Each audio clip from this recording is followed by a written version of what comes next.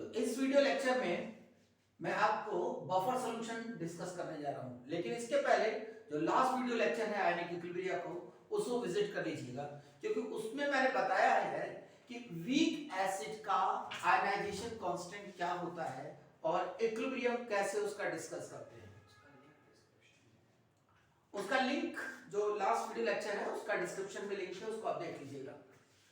अब मैं buffer solution की बात कर रहा हूं। देखिए इसमें सबसे इंपॉर्टेंट जो है वो मैकेनिज्म है इसकी। What is the mechanism of buffer solution, यानी जो भी वो काम करता है, क्या काम करता है अभी पता नहीं। वीडियो लेक्चर के लास्ट में जब हम पहुंचेंगे तो हमें ये पता चल जाएगा कि बफर सॉल्यूशन किसे कहते हैं। अभी इसकी बात नहीं करते हैं कि बफर सॉल्यूशन किसे कहते हैं, बल्कि हम ये बात करते हैं कि इसकी मैकेनिज्म है क्या। तो देखिए यहां पर अगर मैं कहूं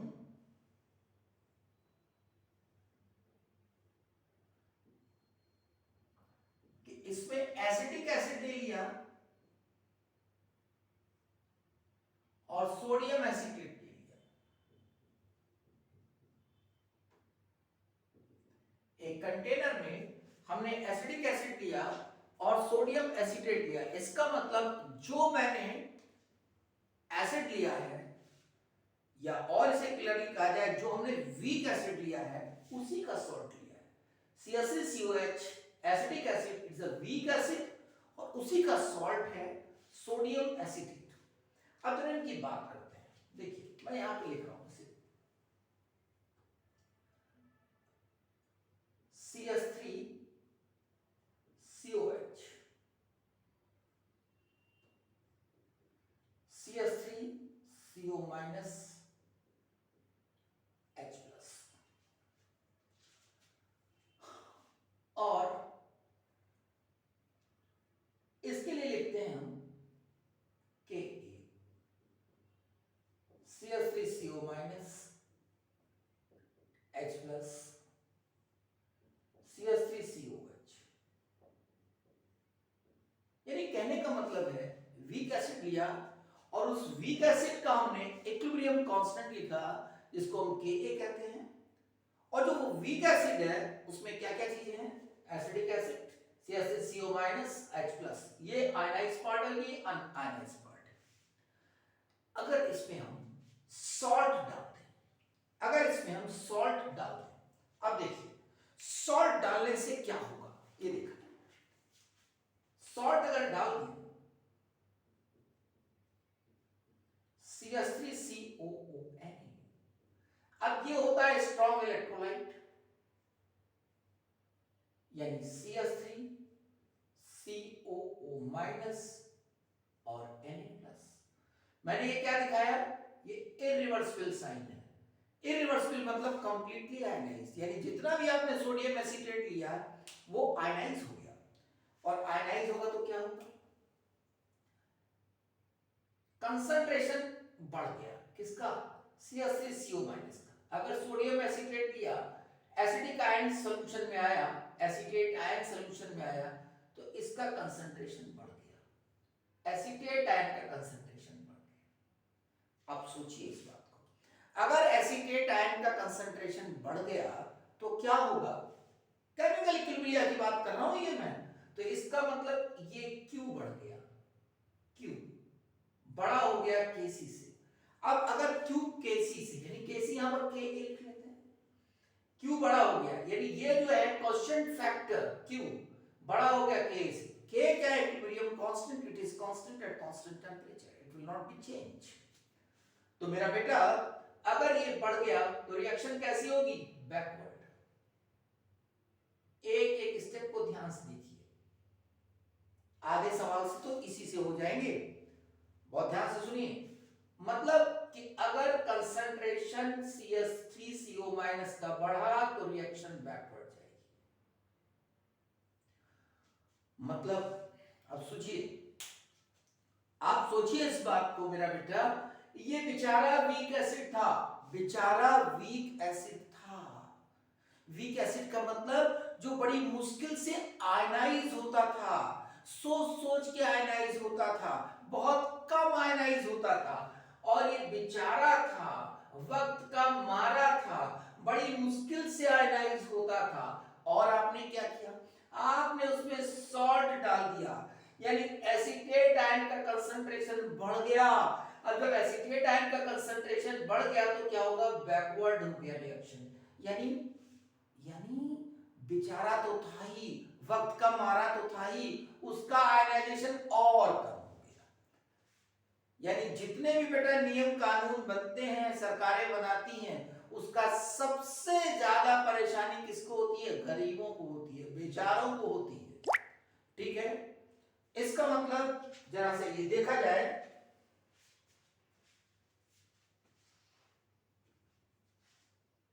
मैंने थोड़ा वीडियो देखने की कोशिश की कि चल रहा है कि नहीं, क्योंकि बड़ी परेशानी हो जाती है अगर वीडियो बीच में रुक जाता है। तो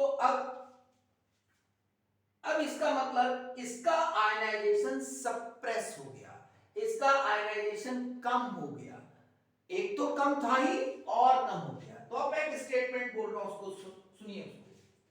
ionization of weak electrolyte, ionization of weak electrolyte is suppressed in presence of common ion, in presence of common ion, it is known as common ion effect. अब मुझे लगता है कि आपको कॉमन आयन इफेक्ट समझ में आ गया होगा। तो देखिए कॉमन आयन इफेक्ट क्या होता है, अगर किसी भी वीक एसिड या वीक बेस की प्रेजेंस में कॉमन आयन भी डाल दिया जाए, जैसे एसिटिक एसिड के साथ सोडियम एसीटेट डाल दिया जाए तो एसीटेट आयन हो गया, यानी इसका मतलब यहां पे ये कॉमन आयन इसके आयनाइजेशन को सप्रेस कर देगा। It is known as common ion effect. तो when common ion is responsible to suppress the ionization of weak acid or weak base known as common ion effect। अब यहां पर देखिए ये करेगा क्या, ये देखिए क्या करेगा, इसके आयनाइजेशन को कम कर देगा।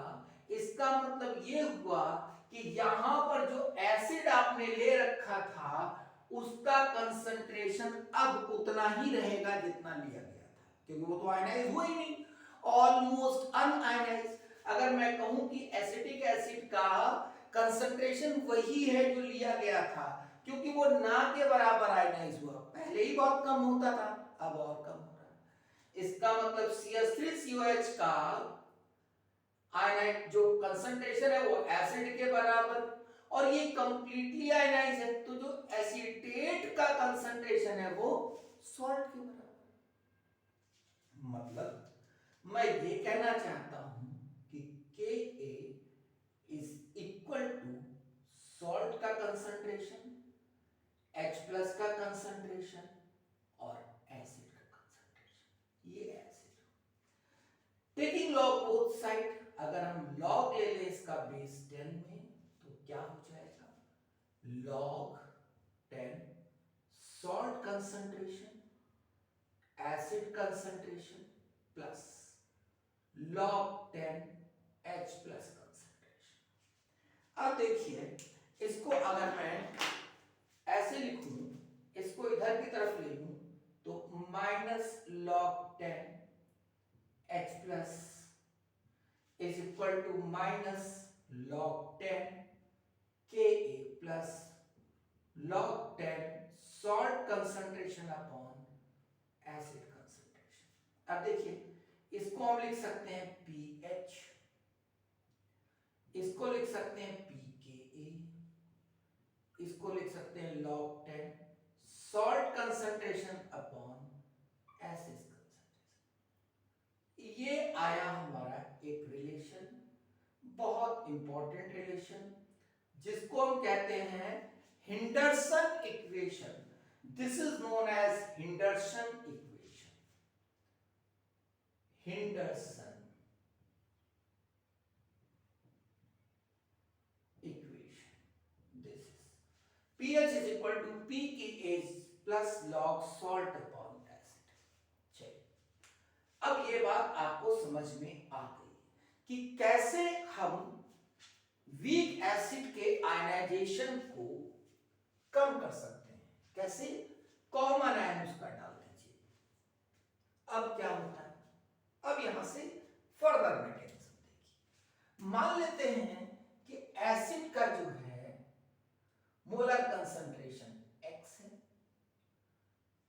इसका y है, चलिए इसका a मान लेते हैं, इसका b मान लेते हैं, और इसमें हमने x मोलर HCl डाल दिया। अब देखिए ध्यान से, इसके अंदर क्या क्या चीजें, CH3COO माइनस है, CH3COOH है, H प्लस है, Cl माइनस है और Na प्लस है। ये चीजें इसके अंदर है, बहुत ही ध्यान से देखिए। अब Na प्लस मैंने बताया है लास्ट वीडियो लेक्चर्स में, उनको आप देखिए। आयनिक के वीडियो लेक्चर्स को आपको रिविजिट करना पड़ेगा, बार बार करना पड़ेगा, बहुत इंपॉर्टेंट है। होता क्या है बेटा, सोडियम प्लस किसी से रिएक्शन नहीं करता, किसी के साथ कंबाइंड नहीं होता, ध्यान रहे। Cl माइनस किसी के साथ कंबाइंड नहीं होता, ध्यान रहे। पानी के अंदर अगर Na प्लस है तो वो स्वतंत्र रहना चाहता है, फ्रीडम के साथ रहना चाहता है, Cl माइनस फ्रीडम के साथ रहना चाहता है। तो Na प्लस हुआ स्ट्रॉन्ग कैटायन, किसी से कंबाइंड नहीं होता, strong cation. Cl minus strong anion, किसी से कंबाइंड नहीं होता। बाकी CH3CO माइनस, CH3COH और H प्लस अब इसके अंदर है, होगा क्या ये देखिए। अब जैसे ही आपने इसके अंदर HCl डाला, सोचिए इस बात को, जब HCl डाला उस समय pH ये था, जब हमने HCl डाला उसके पहले सॉल्यूशन का pH कितना था, ये था pH, pK plus log 10 salt plus acid, ये pH था। अब क्या हो रहा है, हमारे दिमाग में आता है कि अगर हमने HCl डाला इसके अंदर तो सॉल्यूशन के अंदर H प्लस कंसंट्रेशन बढ़ जाएगा, और अगर H प्लस कंसंट्रेशन बढ़ गया तो pH कम हो जाएगा, ऐसा हम लोग सोच सकते हैं। लेकिन होता क्या है देखिए, जब H प्लस अंदर जाएगा, देखो इधर इधर इधर देखो, H प्लस अंदर जाएगा, CH3CO माइनस उसे खाएगा, CH3COH बनाएगा, यानी अंदर ये रिएक्शन दिखाएगा, CH3COO माइनस H प्लस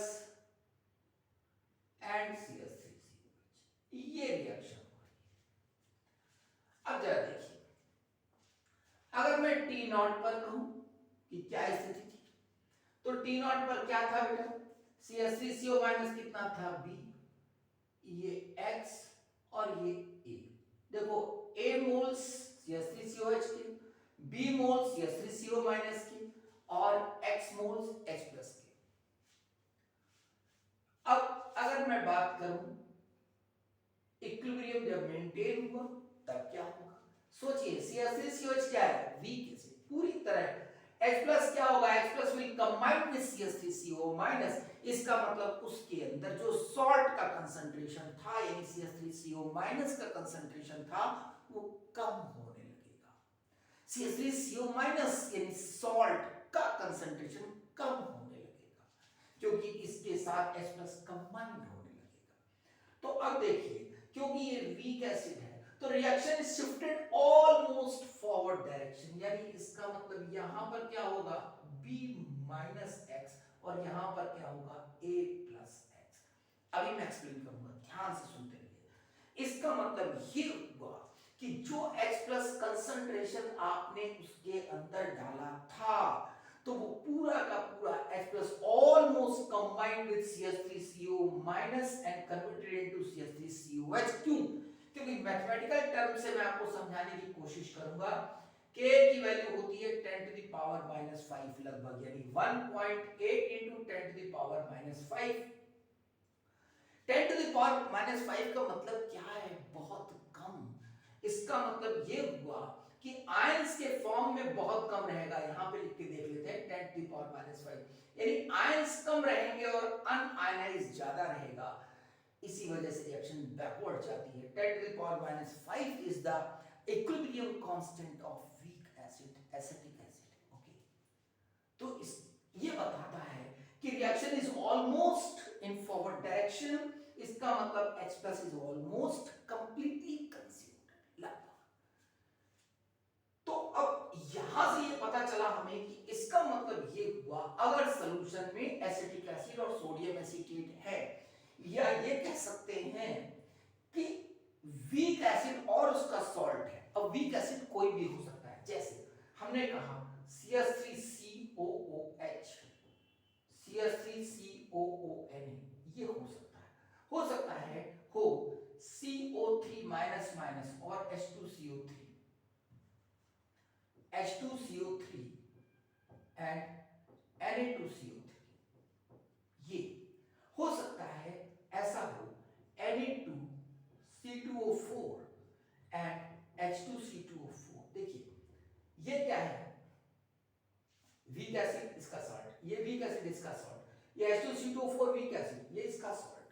तो वीक एसिड और उसका सॉल्ट अगर होगा तो अगर H+ आएगा तो वो कुछ ऐसे कंट्रोल करेगा, यानी इसका मतलब pH डिस्टर्ब नहीं होगा। कहने का मतलब है कि अगर H+ कंसंट्रेशन डिस्टर्ब नहीं हो रहा है तो pH भी डिस्टर्ब नहीं हो रहा, तो pH भी डिस्टर्ब नहीं हो रहा है।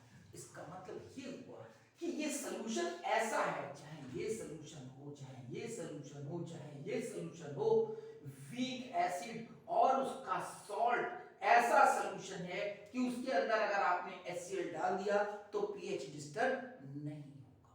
ऐसे सॉल्यूशन को हम क्या कहते हैं, बफर सॉल्यूशन। अब क्योंकि ये एसिड की प्रेजेंस पे है, इसको कहते हैं एसिडिक बफर है। अब आप इसको कैलकुलेशन देखिए, ये मैंने बताया कि बफर सॉल्यूशन की मैकेनिज्म क्या है, किसकी, एसिडिक बफर की। आप देखिए कैलकुलेशन देखिए, मैं इसका न्यूमेरिकल भी आपको बताऊंगा। तो अब देखिए यहां पर pH हमने लिखा है, इसका pH कैसे लिखेंगे,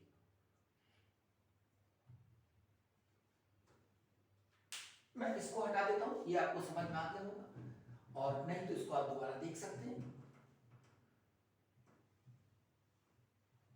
तो यहां पर मैंने क्या लिखा था, मैंने लिखा था pH is equal to pKa plus log 10 salt upon acid. ये हमारी हेंडरसन इक्वेशन आई फर्स्ट। अब इसके लिए मैं यहीं पर लिख रहा हूं, देखिए pH बराबर pKa प्लस log 10। अब देखिए बेटा यहां पे सॉल्ट का कंसंट्रेशन कितना है, B-X। हम यहां पे लिख सकते हैं, इसको B लिख लेते हैं और यहां पर इसको A लिख लेते हैं, B-X एंड A+X। ध्यान रहे ऑप्शन में पूछ सकता है, वो ऑप्शन में पूछ सकता है कि अगर एसिड डालें, अगर स्ट्रॉन्ग एसिड डालें, अगर स्ट्रॉन्ग एसिड डालें तो किसका कंसंट्रेशन कम होगा और किसका बढ़ेगा, तो सॉल्ट का कंसंट्रेशन कम होगा और वीक एसिड का कंसंट्रेशन बढ़ेगा, ये रिलेशन आएगा। अब देखिए अगर मान लेते हैं कि वो पूछता है कि अगर x मोलर H+ डाल दिया जाए तो pH में चेंज कितना होगा, देखिए डेल्टा pH में चेंज यानी pH माइनस pH1, पहले कितना था बाद में कितना था, इसको रखेंगे, जब सब्ट्रैक्ट करेंगे तो आप देखिए ये कट जाएगा, जैसे दोनों को सब्ट्रैक्ट करिए तो ये कट गया, क्या है log 10। अब दिस माइनस दिस होगा तो देखिए ये आएगा b A+X upon A B-X, ये आएगा। देखिए दिस माइनस दिस, तो करके दिखा दूं वरना ये यही आएगा, करके दिखा देता हूं। देखिए pKa, यहां देखिए मैं लिख रहा हूं log 10 b upon a minus ये pKa minus log 10 b minus x upon ये कट गया log 10 b बाई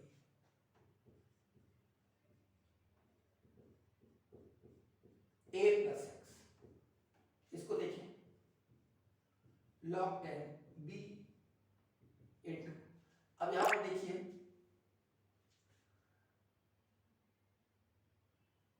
अब देखो यहां पर क्या हो जाएगा, इसको अगर हम करें तो ये नीचे आ जाएगा, इंटू पे करेंगे तो ये नीचे आ जाएगा b माइनस एक्स और a प्लस एक्स ऊपर चला जाएगा।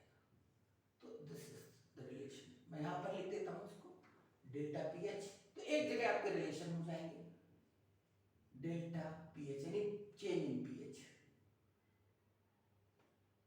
log 10 b a plus x upon a b minus x. ये ऑप्शन में भी लिखा मिल सकता है आपको डेल्टा पी एच। ये थर्ड रिलेशन आ गया। अब देखिए अगला, मान लेते वो कहता है कि अगर इसमें सॉल्यूशन में, इसी सॉल्यूशन में एसिडिक बफर में हम क्या करें, हम वाई मोलर NaOH डाल दें स्ट्रॉन्ग बेस, तब क्या होगा। अब NaOH डाल दिया गया है इसी के अंदर, तो Cl माइनस तो नहीं है, ठीक है, Na प्लस ही है, OH माइनस हो जाएगा। अब इतनी सारी चीजें हो जाएगी सेम सब कुछ, लेकिन अब जब NaOH इसके अंदर जाएगा तो OH माइनस क्या करेगा, देखिए बिल्कुल क्या करेगा, ध्यान से सुनिए, अपने आप पता चला जाएगा। OH माइनस सॉल्यूशन में जाएगा, Na प्लस रिएक्शन में पार्टिसिपेट नहीं करता स्ट्रॉन्ग कैटायन, मैं कई बार बोल चुका हूं। OH माइनस जाएगा, H प्लस को खाएगा, वाटर बनाएगा। H प्लस कहां से आएगा, CH3COH से आएगा, इसलिए इसका आयनाइजेशन OH माइनस बढ़ाएगा।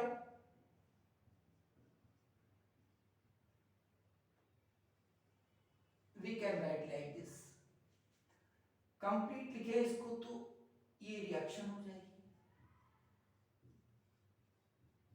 CH3COH OH minus CH3COO minus water, ये रिएक्शन। यानी इसका मतलब बेटा ये हुआ कि अगर हम एसिडिक बफर सॉल्यूशन में स्ट्रॉन्ग एसिड डालते हैं, स्ट्रॉन्ग बेस डालते हैं, तो क्या होगा, OH माइनस H प्लस के साथ कंबाइंड होगा, और जब H प्लस के साथ कंबाइंड होगा तो CH3COH का आयनाइजेशन बढ़ेगा। CH3COH का आयनाइजेशन बढ़ेगा तो सॉल्यूशन में सॉल्ट का कंसंट्रेशन बढ़ने लगेगा। देखिए इसको लिखता हूं मैं,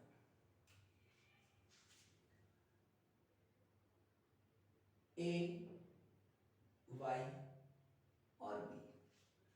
अब यहां पर आप सोच सकते हैं कि पिछले डिस्कशन में मैंने कहा था कि CH3COH वीक एसिड है, इसलिए वो बनना चाहता है, इसलिए रिएक्शन फॉरवर्ड जा रही थी।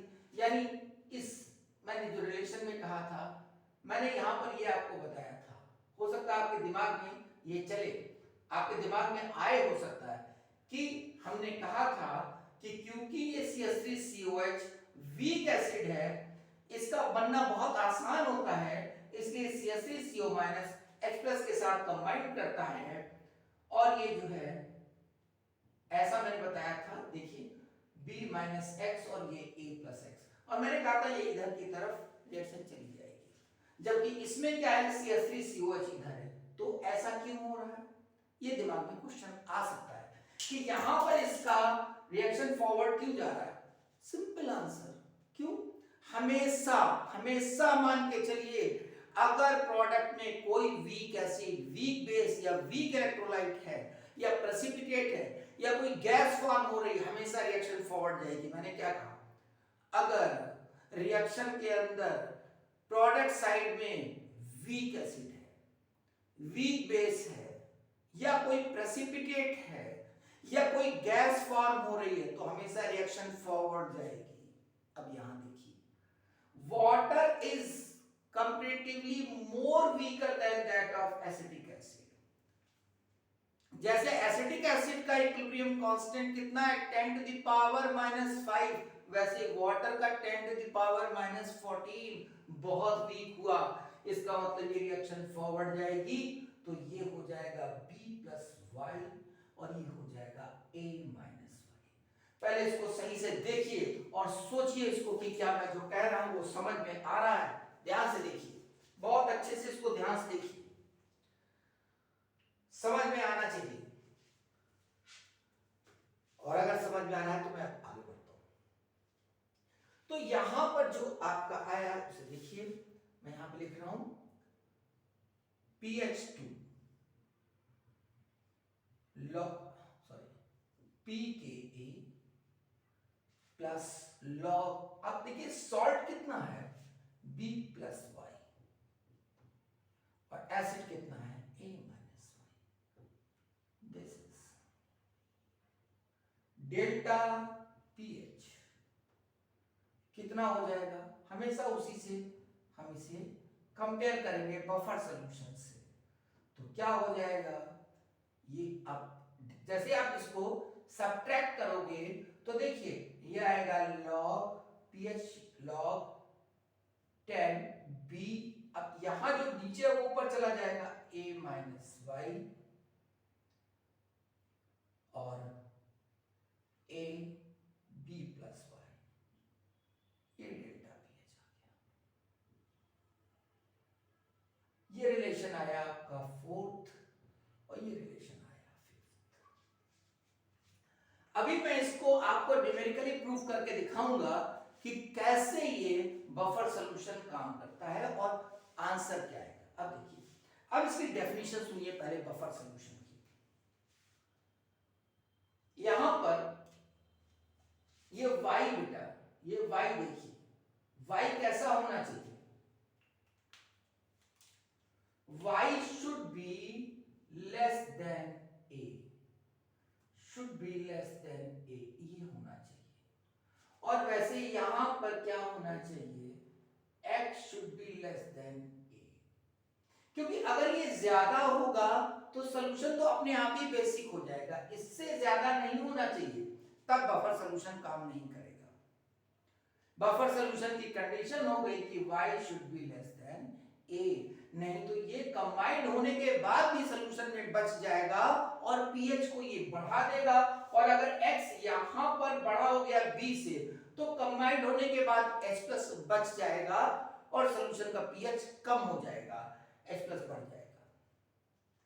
तो डेफिनेशन क्या कहती है, डेफिनेशन कहती है when some drops of strong acid or strong base, some drops यानी ये छोटा होना चाहिए, a should be less than 5, x should be less than 8। हाँ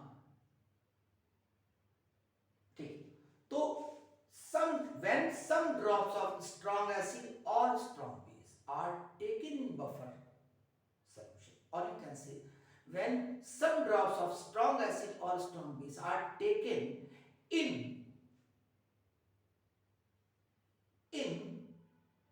mixture of weak acid and its salt or weak base and its salt।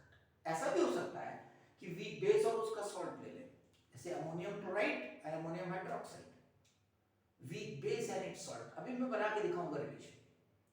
When some drops of weak acid, some drops of strong acid or strong base are taken in mixture of weak acid and its salt or weak base and its salt, the pH will not be changed, pH will not be changed, pH will be almost constant, pH will be almost constant। This type of mixture or this type of solution is known as buffer solution or buffer mixture। क्यों? क्योंकि उसका pH change नहीं होता है। तो पहले हम क्या करेंगे, पहले आपको हम इसका न्यूमेरिकल करके दिखाएंगे कि देखो पीएच ना के बराबर चेंज होता है। इससे आप क्या करेंगे, न्यूमेरिकल भी सीख जाएंगे और कंसेप्ट भी सीख जाएंगे। देखिए पहला सवाल,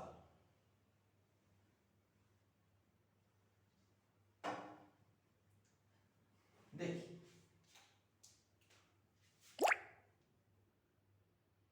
फाइंड आउट पीएच, पहला first.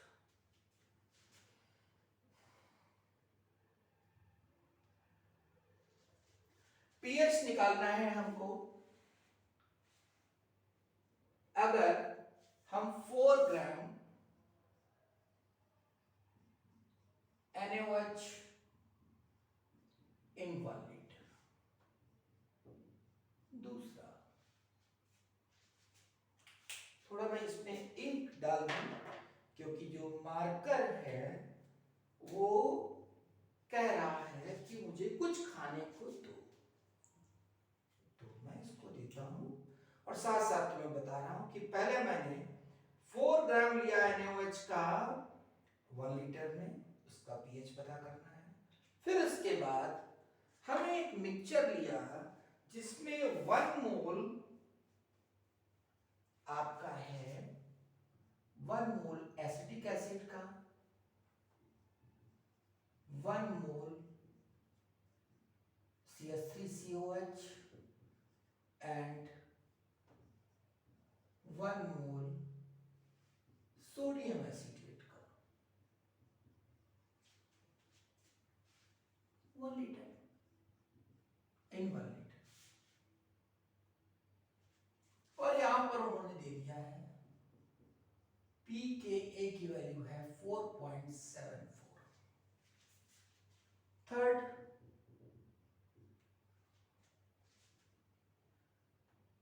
pH for the mixture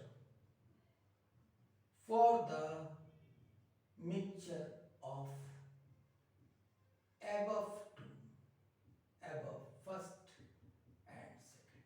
मैं करके दिखाता हूं। देखिए 4 ग्राम NaOH 1 लीटर में तो क्या होगा, OH माइनस का कंसंट्रेशन कितना होगा बेटा, देखिए 4 ग्राम है तो 4/40 अपॉन 1 यानी 0.1 मोलर कंसंट्रेशन। देखिए मास दे रखा है, mass upon molar mass, moles per litre, तो 0.1 ग्राम मोल्स पर लीटर। इसका मतलब ये आ गया इसका 10 to the power -1 OH minus concentration. तो POH कितना आ गया 1, तो pH कितना होगा 40 माइनस 1 30, ये आएगा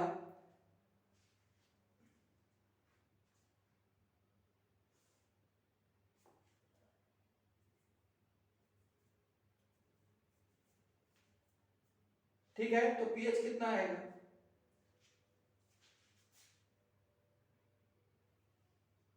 ठीक, ये आया OH माइनस pH कितना है 30। अब देखिए इसका कितना आएगा, इसका मैंने pH लिख लिया 30।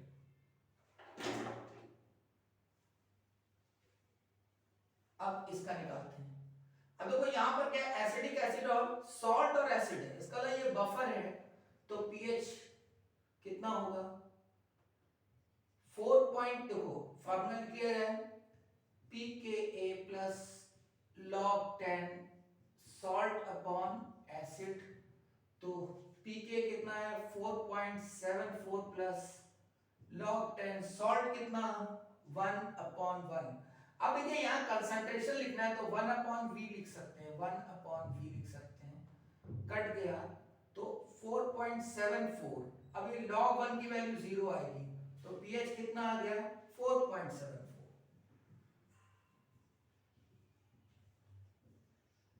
4.74 आ गया। अब इसके बारे में बात करते हैं, इस मिक्सचर के बारे में बात करते हैं। देखिए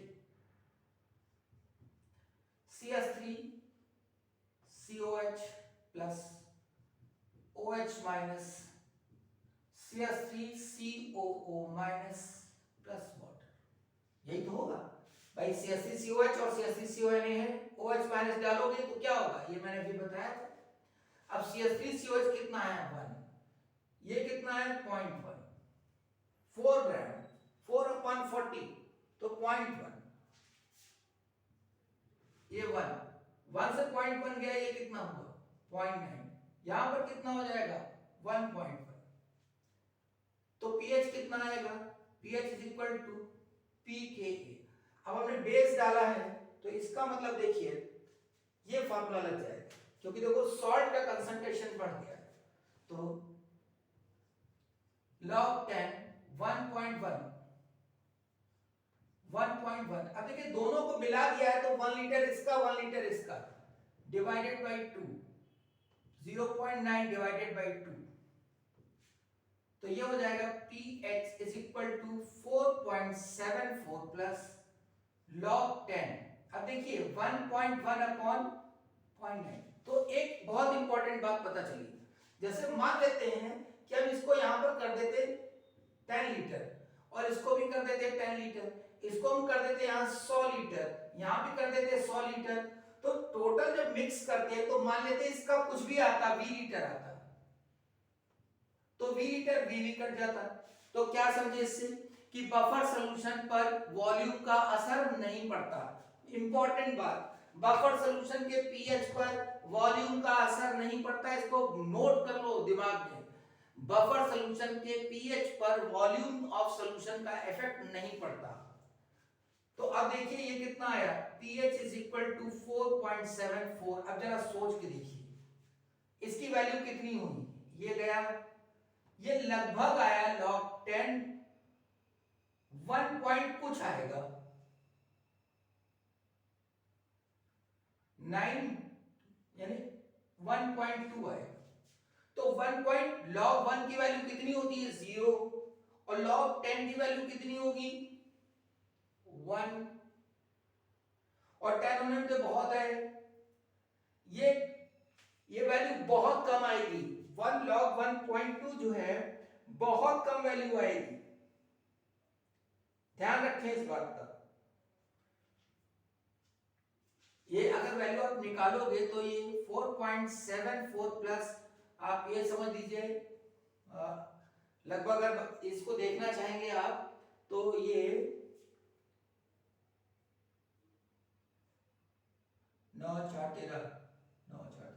0.09 लगभग ऐसे मान के चलिए, ऐसा कुछ आएगा। तो ये कितना हो जाएगा 4.83, ये पीएच आया। अब सोचिए ये पीएच आया 4.83। मैं क्या बताना चाहता हूं, ये जो न्यूमेरिकल मैंने बताया है वो न्यूमेरिकल समझाने के लिए भी बताया है और ये बताने के लिए कहा है मेरा बेटा कि देखो ये 4 ग्राम NaOH पीएच कितना करता 13, लेकिन इसको जब बफर सॉल्यूशन में डाला गया, इसमें डाला गया, इस बफर मिक्सचर में डाला गया जिसका पीएच कितना था 4.74, तो पीएच कितना रहा 4.83, ऑलमोस्ट कांस्टेंट, यानी जो बफर मिक्सचर का पीएच था लगभग वही रहा।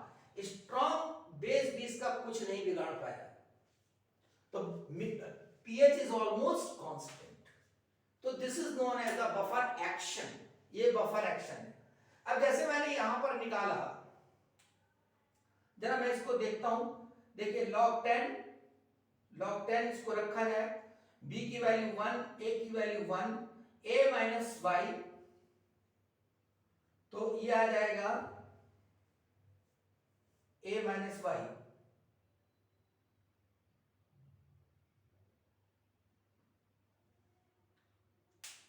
एक सेकंड में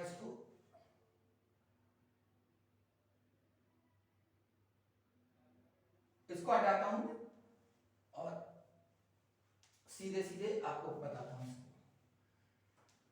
तो ये आपको समझ में आ गया, ये मेरे ख्याल समझ में आ गया कि बफर एक्शन क्या होता है, पीएच कितना कितना आएगा, क्लियर हो गया। अब मैं आपको बताता हूं कि अगर बेसिक बफर हो तो उसकी मैकेनिज्म क्या होगी।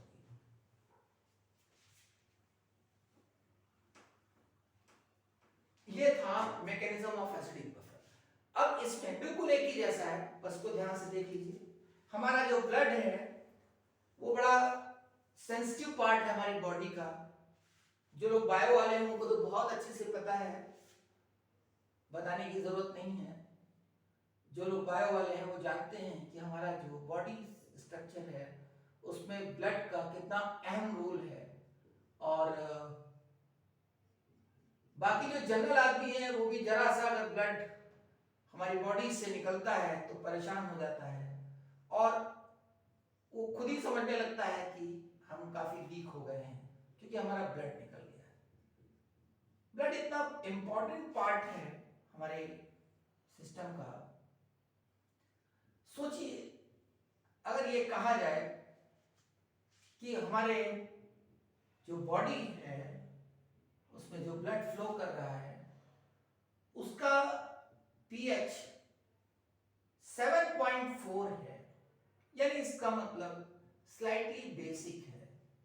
स्लाइटली बेसिक है, कितना खतरा है स्लाइटली बेसिक होने के बाद। क्यों मैं खतरे की बात क्यों कर रहा हूं?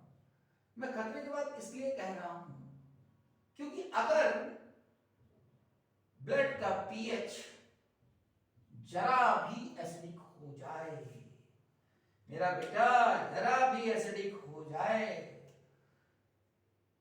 तो जो बंदा है वो कॉमा में चला जाएगा। कॉमा, समझ गए? और कॉमा के बाद फुल स्टॉप लगते देर नहीं लगती। इसलिए सोचिए कितना इंपॉर्टेंट है पीएच मेंटेन रखना, कितना इंपॉर्टेंट है पीएच मेंटेन रखना, कितना इंपॉर्टेंट है।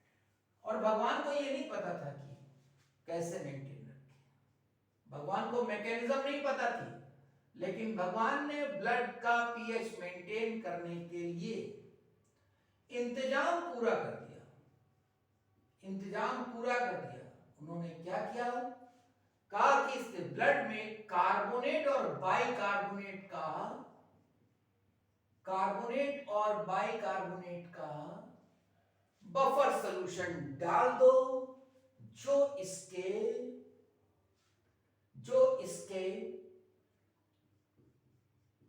ब्लड का पीएच 4.74 मेंटेन रखेगा। सोचिए भगवान की कितनी रहमत है हम लोगों पर। अब वो बात अलग है कि आप अपना ध्यान ना रखें, वो बात अलग है। तो कार्बोनेट और बाइकार्बोनेट जो होता है वो उसका बफर एक्शन हमारे ब्लड के पीएच को मेंटेन रखता है। अब ये हमारा बेसिक बफर है। अमोनियम क्लोराइड और अमोनियम हाइड्रोक्साइड का जो मिक्सचर है बेसिक बफर है। जरा देखिए, अगर इसके बारे में मैं लिखूं तो अब क्या लिखूंगा? Kb लिखूंगा। अमोनियम आयन का concentration, OH minus concentration, ammonium hydroxide. अब मेरा बेटा आप समझ लो Kb की वैल्यू भी इतनी होती है 10 to the power minus 5, 1.8 into 10 to the power minus 5। मैं सिर्फ इसलिए बता रहा हूं कि वैल्यू इतनी कम है। वो ये कहता है, ये वैल्यू कहती है कि आयंस के फॉर्म में तुम्हें कम रहना है, अनआयनाइज्ड ज्यादा रहना है। वो ये कहती है अगर आपने इसके अंदर अमोनियम आयन डाल दिया, अमोनियम क्लोराइड डाल दिया, तो इसका मतलब अमोनियम का कंसंट्रेशन बढ़ गया, और अमोनियम का कंसंट्रेशन बढ़ गया तो वो नीचे बिठा देगा। यानी इसका मतलब common ion, presence of common ion will suppress the ionization of weak base, common ion effect. This is the mechanism. यानी इसका मतलब अगर कॉमन आयन पड़ा है, ammonium is the common ion which suppress the ionization of ammonium hydroxide. अब इसका मतलब ये हुआ, इसकी वजह से Kb अमोनियम क्या हो जाएगा? सॉल्ट के कंसंट्रेशन के बराबर हो जाएगा, क्योंकि ammonium chloride is almost completely ionised और ammonium hydroxide is almost unionised. इसका मतलब बेस का कंसंट्रेशन किसके बराबर होगा? अमोनियम हाइड्रोक्साइड के। और अमोनियम का कंसंट्रेशन किसके बराबर होगा? सॉल्ट के बराबर। क्यों? क्योंकि अमोनियम इससे तो आ ही नहीं रहा, क्योंकि ये तो आयनाइज हो ही नहीं रहा। तो जो अमोनियम का कंसंट्रेशन है वो लगभग किसके बराबर है, सॉल्ट के कंसंट्रेशन के। तो हम लिखेंगे salt OH minus and base, taking log both side।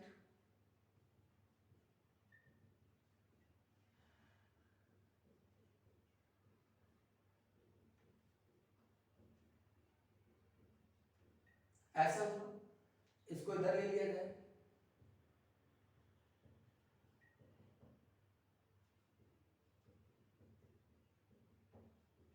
ये ऐसा हुआ, तो POH PKB plus log 10 salt upon base, ये आया हमारा Henderson equation for the buffer solution, यानी बेसिक बफर सॉल्यूशन। ये बेसिक बफर सॉल्यूशन का हिंडरसन इक्वेशन आया। और अगर मैं ए और बी की बात कर रहा हूं तो मैं यहां लिख सकता हूं, उसमें कोई परेशानी की बात नहीं, क्योंकि सॉल्ट का कंसंट्रेशन हमने कितना ले रखा है, ए, और इसका बेस का कंसंट्रेशन बी ले रखा है, तो मैं इस तरह लिख सकता हूं। ठीक है, चलिए अब इसमें क्या है, एसिड डाला। तो जब एसिड डालेंगे इसका मतलब इसके अंदर क्या जाएगा, H प्लस Cl माइनस क्या क्या है, NH4 plus NH4OH, weak base है, इसका मतलब ये होगा NH4 प्लस होगा, Cl माइनस ही है, NH4 प्लस है, ये सारी चीजें होंगी। अब H प्लस जाएगा तो क्या करेगा, देखिए H प्लस जाएगा सॉल्यूशन में, H प्लस जाएगा, यहां पर क्या मिला उसे, OH माइनस, कहां से, NH4OH से। H प्लस जाएगा, OH माइनस खाएगा, वाटर बनाएगा, और ये H प्लस कहां से आए, OH माइनस कहां से आएगा, OH माइनस NH4OH से आएगा। फिर से सुनिए, फिर से सुनिए,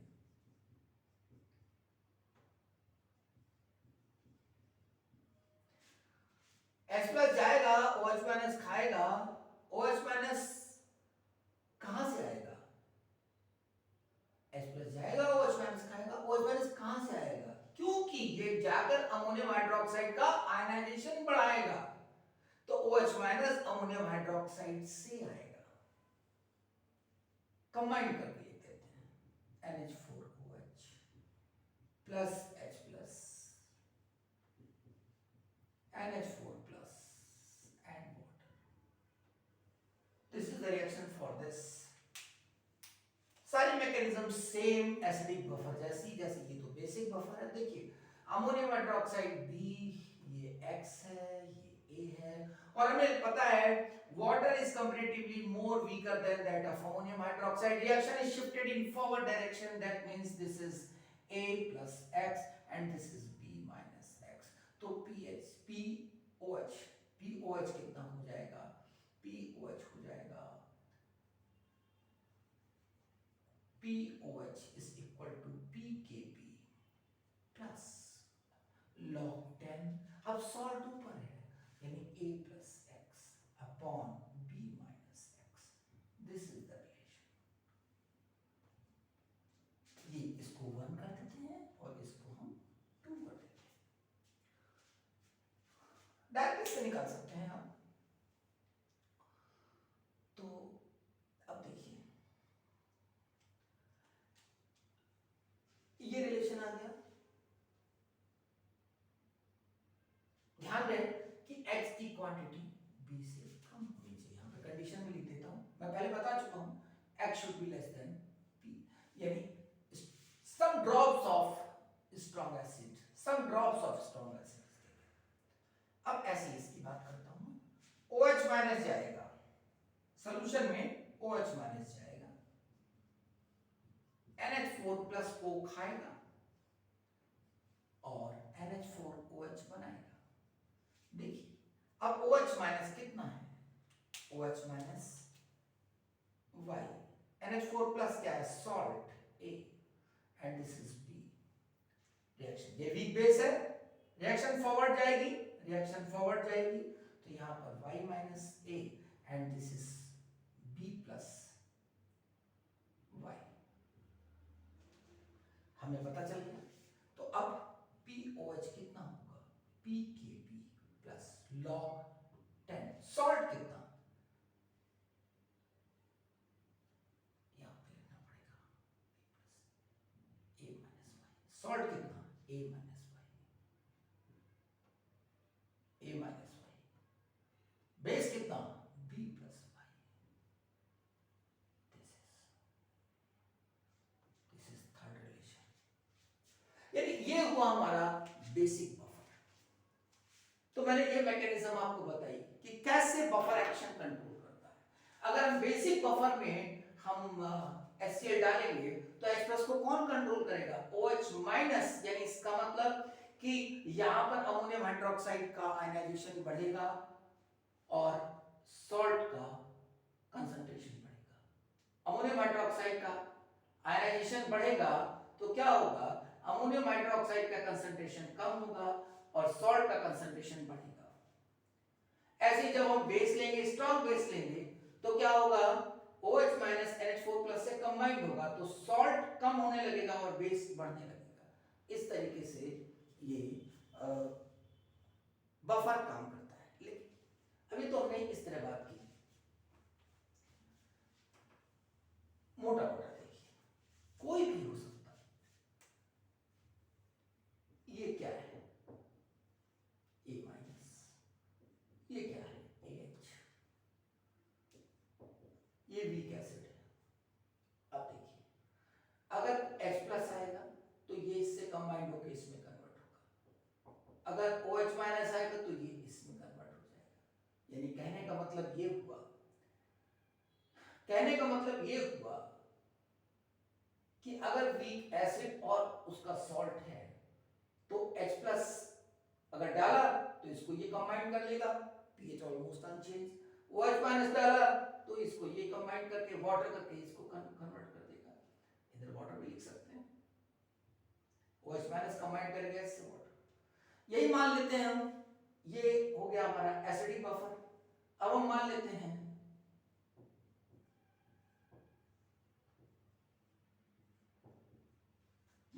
बेसिक बफर। अब बेसिक बफर में क्या होगा, BOH। देखिए OH माइनस होगा, बेस डालोगे तो ये कब, देखो इसको एसिड लिख दें, इसको हम सॉल्ट लिख दें, इसको हम बेस लिख दें, इसको हम सॉल्ट लिख दें, तो क्या होगा कि जब हम OH माइनस डालेंगे तो सॉल्ट का कंसंट्रेशन कम होने लगेगा क्योंकि ये इधर से इधर जाने लगेगा, बेस का बढ़ने लगेगा। और अगर हम H+ डालेंगे तो H+ OH साइड्स कंबाइंड होगा, वाटर बनाएगा और B+ में यानी रिएक्शन इधर जाने लगेगी। तो ये हो गया तुम्हारा बेसिक बफर। ये एसिडिक बफर, ये basic buffer. Mixture of weak acid and its salt, acidic buffer. Mixture of week base and its salt, basic buffer. मैंने बफर सॉल्यूशन की पूरी मैकेनिज्म आपको बता दी। अब आपको उसको पढ़ना है और आपको क्वेश्चंस इसके ट्राई करने हैं। जितनी मेहनत मैं कर रहा हूं उतनी मेहनत आपको नहीं करनी है, उससे कम से कम 10 गुनी ज्यादा करनी है, तब जाके बात बनेगी। Okay, that's all. Good night, शुभ रात्रि, शब्बा।